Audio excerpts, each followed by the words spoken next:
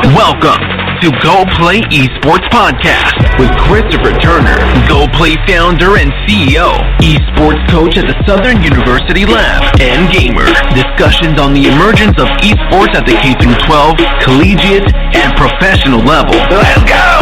Let's go play.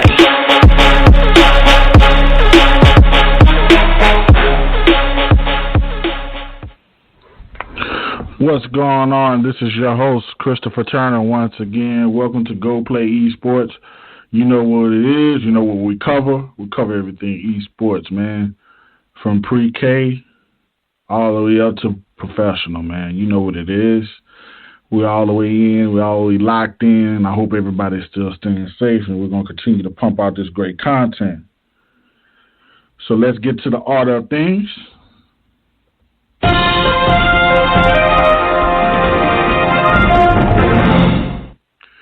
Esports news of the day. Epic Games announces 2 million Fortnite Championship Series Invitational. Following last weekend's conclusion with Chapter 2, Season 2 Fortnite Championship Series, Epic Games has announced a new online invitational tournament. The Fortnite Championship Series Invitational will feature up to 600 players per region, an award total of 2 million in prizes and money across all regions. This is a great move for Epic. To be quite honest, when Fortnite first dropped, it was a phenomenon. Everybody got on board, and for it to be, taking place like this, man, you're talking about a worldwide invitational. You're talking about Europe, North America, the Middle East, Brazil, Asia. It goes on, man, and for them to be sustainable, and keep the morale going from that first drop and building those numbers and releasing out a free game and, the constant updates, and not known for a lot of, things where it's a bunch of hiccups and, of course they have to go back in and do updates and release patch notes and stuff like that. But it hasn't been a game where it's been a constant fix for them. And with that said, I'm pleased with the product. I really don't play anymore, man. I'm not a real big builder like I used to be, man. I'm more, involved in first-person shooters at the standpoint, but congratulations to them. Congratulations for them being, on top of their game. And let's drop a bomb for Epic in that $2 million.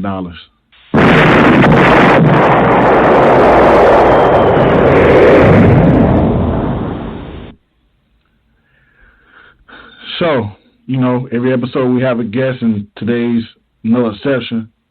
Today's guest is from Dayton, Ohio. He's a co-founder and pro-am lead MPBA 2K. He's the head coach and general manager of Next Gaming. He also had the pleasure of evaluating the first 102 draftees into the 2K League, analyzed for Bugs Gaming as well. This brother I'm real proud of. I've been watching him for a while. I like the moves that he makes. He stays motivated. He's open to pushing people forward, man. And I really appreciate him, starting a relationship with us, starting a relationship with me. And hopefully we can build on that and do some great things together. Without any further ado, let's invite Evan Curtis, a.k.a. OG King Curt, to the show. Welcome to the show, OG. Hey, thanks.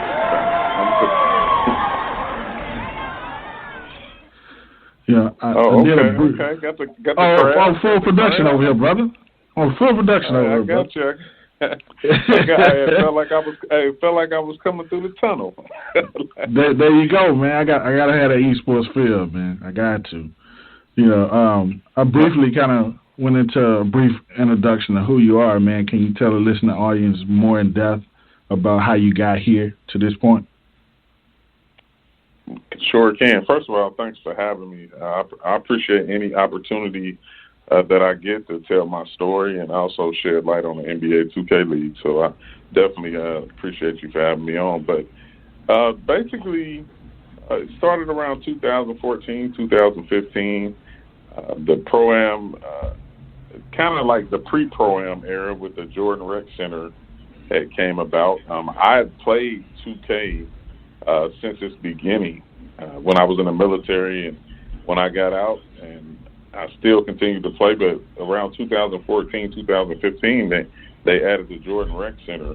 And at that point, I was hearing about leagues and organized games, and all of this stuff was going on. And I just kept searching different gaming blogs and all on the internet, just trying to find people that I can maybe get in touch with and play in these leagues. So I finally kept searching, found one, started playing in the ABA, started listening and hearing about other leagues going on as well. So while I'm playing in the ABL, the American Basketball League, I heard about the SBA, the Structured Basketball Association. That's really where things started to open up, because when I went over to the SBA, I met Tawan Fairley, who is now the Mass GG general manager and coach. At that time, he was playing and he was helping running the SBA, and I got in there because it was a higher level of competition. Mm-hmm. So at that point, we became friends. We started playing together, and one day out of the blue, he just said, "Curt, I think I can run a league better than all these leagues." And I said, "Well, if that's what you want to do," I said, "I'm here with you." And so we started coming up with a game plan. I asked him, what did he want to call it? And he said, the MPBA. And I said, what's that stand for? And he said, My Player Basketball Association. Ooh. I said, okay, it's pretty cool. Like, I liked it. And he sounds serious. I mean, LT's always been like a laid back, go with the flow, but he was like adamant about this. So we started going towards the beginning, like middle of 2K15. Word was getting around. A lot of top players started joining the following years, like your Dimes, your O'Larrys, and most of the pros that's in the league now.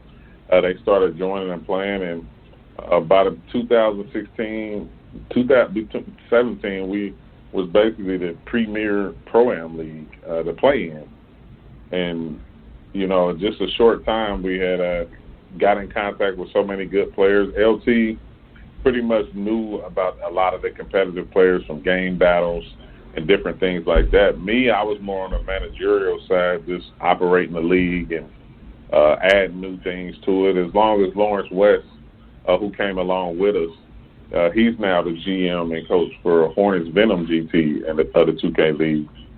Okay. So we pretty much came together and made a good competitive league. We marketed it pretty well. We started out on Facebook. It was 8,000 to 9,000 people in our group. Then we heard the word that the NBA 2K community was on Twitter. So we migrated over to Twitter, started promoting really well. Wes was great at marketing the league and getting the word out and getting people to sign up. Initially, when we started, we was just an Xbox One league. Gotcha. Around 2000, I think it was 2000, between 2016 and 2017, we went to both consoles where we was having Xbox One leagues and PS4 leagues, and that's when we kind of really hit our peak. We started gaining interest from a lot of top PS4 players, and we already pretty much had all of the top Xbox One players playing, and it's pretty much from there, the league was announced, the NBA 2K League, in 2017. We was excited about it because we was like, yes, like finally, like we have an esports in our realm of what we was already doing. Of but course. At the same time, we didn't know where it was going to lead us, but we was excited about it. So the opportunity rolled around the first season. Me and LT, we worked under Bus GG as draft analysts, and basically we helped them put together their season one team. And it kind of fell short for us to a degree because after we had put the team together. We pretty much took limited roles after that. I just was pretty much a community manager for him.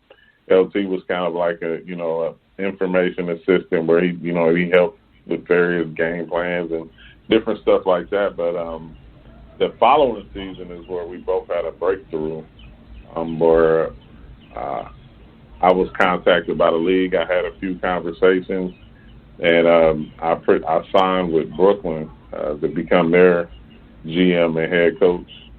And then not too long after that, LT was signing with Dallas to become their GM and head coach. So it's just it seemed like a long time, but it kind of picked up momentum after like the first 3-4 years. But I mean, we was doing something just that we love to do. Like it was the passion of the game.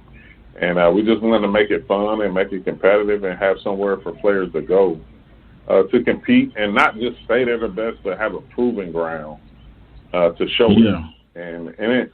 So in doing that, it gave us a great opportunity to do what we're doing now. And I'm very blessed and honored to do what I do because it's only so many people that's doing it. So I don't take it for granted, and I'm sure everybody else that's came along on the journey that we've had feel the same way. And so walk us through the year that you signed with the Nets gaming group, and can you kind of walk us through the whole process? I can see where you have the background, you have the skill set, and them trying to figure out that first season, something that you guys have been doing in the MPBA for the whole time, and them trying to work out the kinks. What was that whole process, season 2, signing on with the Nets? Was it a few meetings? Was it did they come to you? How did that? It's a story I'll never forget. Basically, at the end of season 1, I was there. I talked to the league about a couple of weeks before the finals. I had a great conversation with them. At the time, it was, obviously Brendan Donahue, who's the managing director, Daniel Sy, who's in league ops, and at the time, Aaron Ryan was on board as well.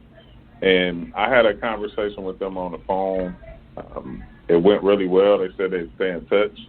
About a week or so later, I got a phone call from Aaron Ryan, but I didn't notice at the time. I'm driving on my way to work, and a number popped up in my phone. I didn't have it locked in, and it was from Secaucus, New Jersey. So I figured it was probably something. It may have been something basketball related. So I answered it. Aaron Ryan, he said, Curt, we really had a great conversation with you.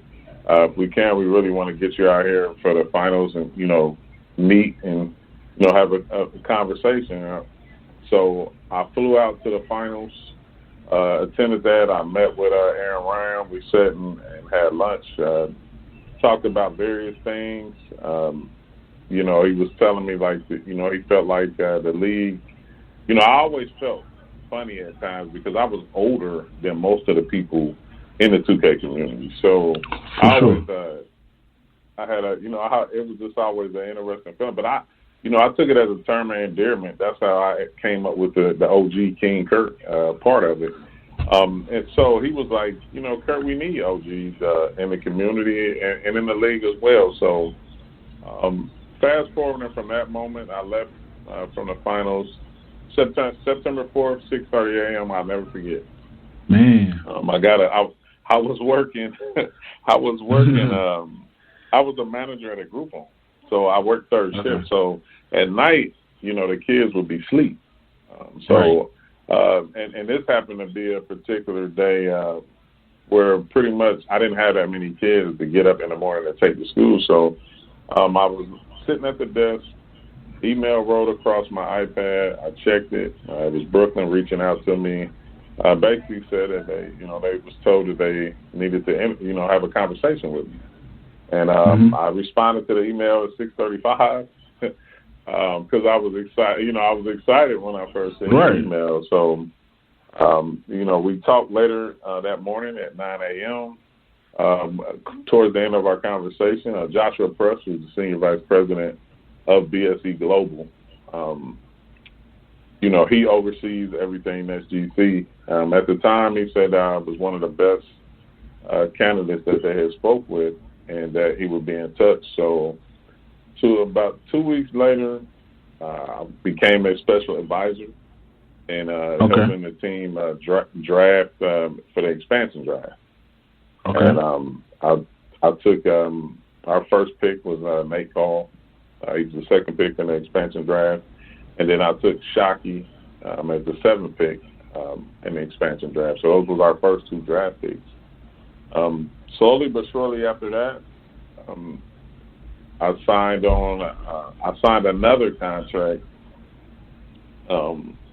and my next contract after that was the GM and head coach, where I would be signing on for that first season as the general manager and head coach. So it was a process, but it was a fun process. I mean, sometimes they like not knowing, like if you're the guy, if you're the right guy, or if they think you're the right, it's that trust factor. The NBA is successful for a reason, and obviously they want to do their due diligence, and whoever they're selecting and who they're putting their organization in the hands of. So I enjoyed it. I look back on it now, and it was definitely something needed because like every little step wakes you up and gets your attention about things that maybe you wasn't thinking about or you didn't see. So it was a fun time. And my first season, I had help with Nicholas Gartrell. He was a business operations assistant, and he also assisted me in the expansion draft. And now he's the assistant coach for T-Wolves gaming for the second season. Well, third season for them. Third season for them, yeah. Oh, no. Second. It's the second season for T-Wolves game. My apologies. Yeah, they were expansion. They came in at the same time. Yeah, we had four teams come in the year we came in. That's crazy, man. And I gotta ask you, man, like, from you being like Midwest and moving over to that platform, man. My wife and I, we actually stayed in Jersey. She's in disaster recovery, Curt, and we stayed in Jersey, like Hoboken area, man, for like a year and a half. And really enjoyed the climate. It's a nice sports climate there and culture. So how was it like, especially with the Nets, man? Because they have a you laughing, man, because I'm about to ask you, man. They have a young culture, man. Like they're like, like the millennium team to be with. So like, how is the culture there, and like, being there and being exposed? I know that franchise is like big on technology and stuff like that, and like being cutting edge. So how was that whole journey?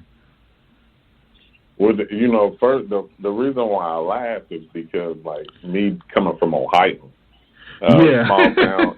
I'm a small town kid, and even at the tender age of 41, I'm still a small town kid. Like I love the big city. But I tell you, I struggled the first year I was here. Because it takes some getting used to, and I tell anybody, New York is not for everybody. That travel is a beast, huh, Curt?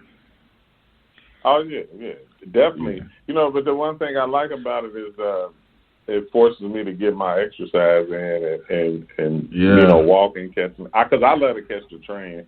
I know most of the people who born and raised, they pretty much they tired of it. A lot of times they get tired of catching trains and stuff, but.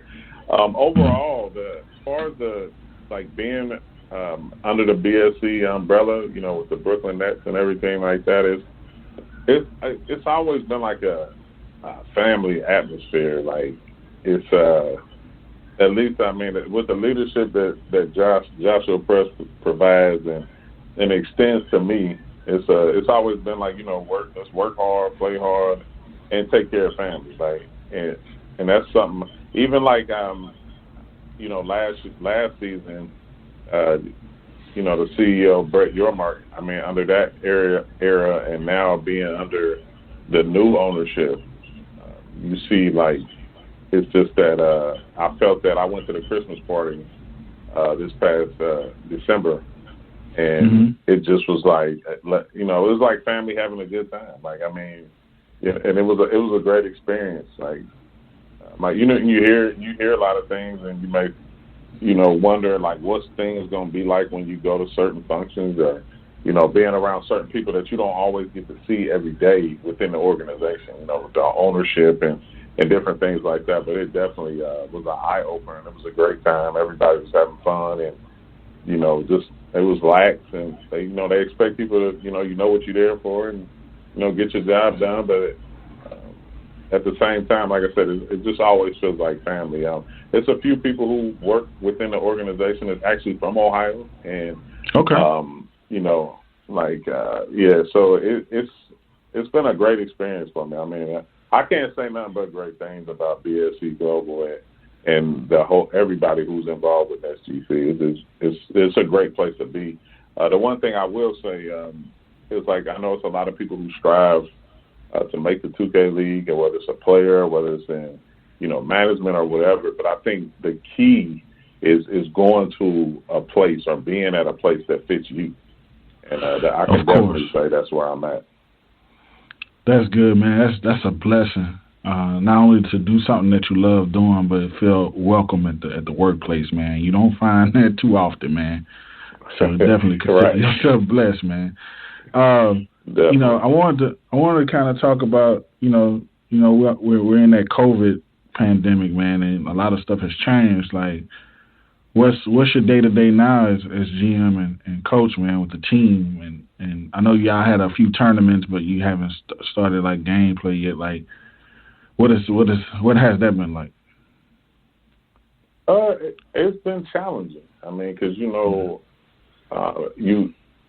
like, with me having a season under my belt, you have like a level of expectation, just of knowing what to do, when to do it, how to do it, and how the league operates, and then obviously for this season, we was making some big cosmetic changes as far as where we were playing, ticket sales, a lot of different amenities coming along with the studio, like, so it was something everybody was looking forward to, and for that to abruptly change, and now everybody's pretty much working from home.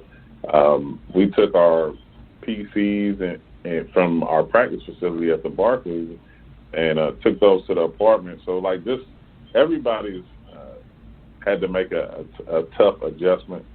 This is the moments where you get challenged and you see where you're at mentally and physically. Because I don't know about you, but it's been hard to sleep considering the way everything's going on. Yeah, it's crazy for me, man, because, you and I had that conversation before. Like, I started this podcast because I wanted to kind of educate my local area and to turn it to something else. And I find myself like, I'm not doing my what I call my passion job, teaching. I'm not doing that every day. So I'm constantly trying to create and look what everybody else is doing. So, with that said, I popped up at I ate dinner and then popped up at 10 and didn't go back to sleep till 3 a.m.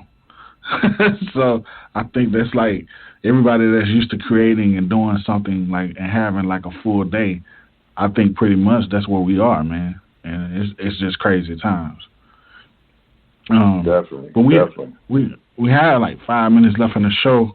I wanted to ask you, what do you look forward to, when you do get a chance to start the season? And then, after we discuss that, I'll give you the floor, man, to be able to kind of plug away, man. We hadn't talked about your podcast, but I definitely want you to kind of plug that and plug whatever else you got going on. Got you. It's just getting back into the flow. Here probably in the next 2 to 3 weeks it'll be getting back in the flow of just competing. I mean, most of the players and even us GMs and coaches, they come from the gaming community, just getting back into competing on a weekly basis and a daily basis. I think that's arguably what got most of us here, especially the players. So once we can get back into the flow of doing that on a regular, I think it'll bring some some type of normality, not all the way, but definitely it'll help. Regarding the podcast, the OG 2 Cents podcast, definitely, it started from Twitter. I would put out random motivational tweets and hashtag it OG 2 Cents. And I told myself after a year, I wanted to turn it into a show. I basically took the tweets and turned those into segments. So now it's pretty. It's been pretty good. I've been learning a lot along the way. It's gotten better. I started out independently, and in the process, I picked up some great people that's helped me improve it a lot. Dave at the 2K Zone, he also has a podcast, so it definitely was a great benefit for me to get some experience and things like that from him. And then Schreider, which is his name is Brent Rung, but he's the video editor, and he also does a lot of great things in the community for people. But it's a good show. It's pretty much just a blend of lifestyle and gaming. A lot of life situations in there. Some of my experiences, like I say, some experiences from people around me, and I think I just use it to try to encourage and help people. And then also in the process, I help myself, because it's you live life for a longer period of time. It's things that you forget, and sometimes I go down memory lane and do that. The show airs every Sunday at 10:30. I did a few live episodes, but I've basically been doing pre-records right now since I don't want to compete with The Last Dance. So I understand. Yeah. So I'll be doing some good pre-records, but basically, you can check it out on Podbean, Spotify, Apple. But when it goes live on those three, as well as LinkedIn and and Tumblr as well. I use that, but you can find me on Twitter at OG King Curt, and I'm basically there, and on Instagram and Facebook. Also, the show is on Instagram, Facebook, and Twitter. It's OG 2 Cents Podcast, and basically that's pretty much it. I do another show on Tuesdays on Twitch. It's called Twitch Tuesdays, and I just talk candidly about a lot of different topics, whether it's in the 2K community and beyond. We just sit and have a good time, and I interact with the chat. And the funny thing about it, I've made a lot of upgrades since I've been in an apartment. I've had nothing but time, so I've been investing in myself. You have to. It's been a great time. Yeah. No.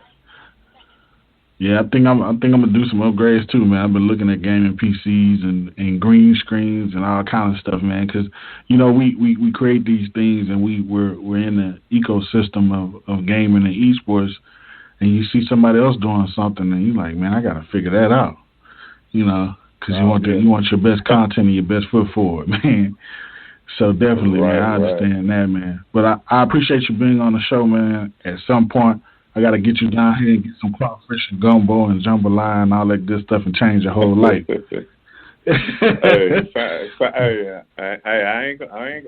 gonna take you up on that offer. I'm not gonna decline. Take me up. Tell you that.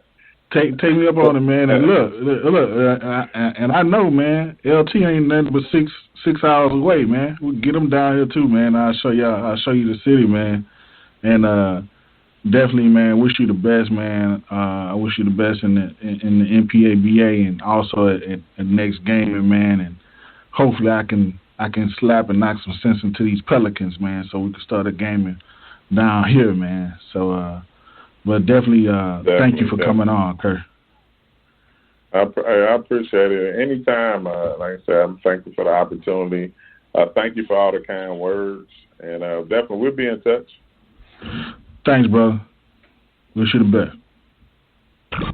This was another episode of Go Play Esports with Christopher Turner. Follow him on Twitter at Turner_CP.